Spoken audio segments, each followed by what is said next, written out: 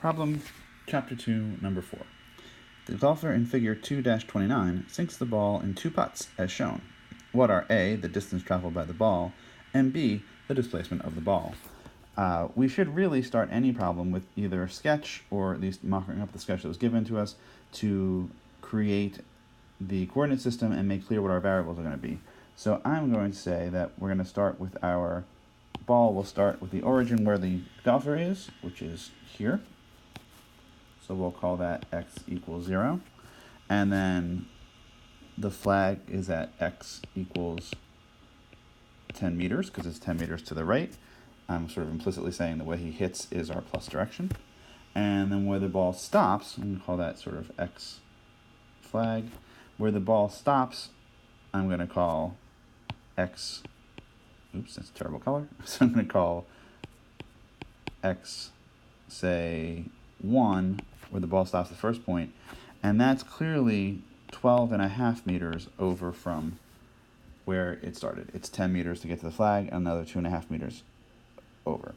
So, and then I guess technically our final position is also going to be where the flag is. I'm going to call that x2, and that is x flag. My choice of colors here is not tremendously great, but we'll work with it. So then we say in part A, what is the distance traveled by the ball? Well, the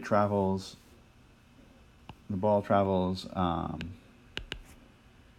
10 meters over to the flag, plus 2.5 meters to the hole, plus then another 2.5 meters back, because remember, this distance doesn't include direction, it's just the actual physical space carved out.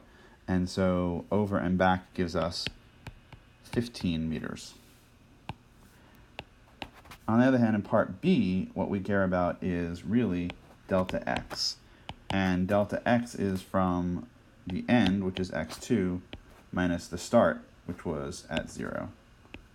So here we'll have 10 meters minus 0 meters, or it's been displaced by 10 meters.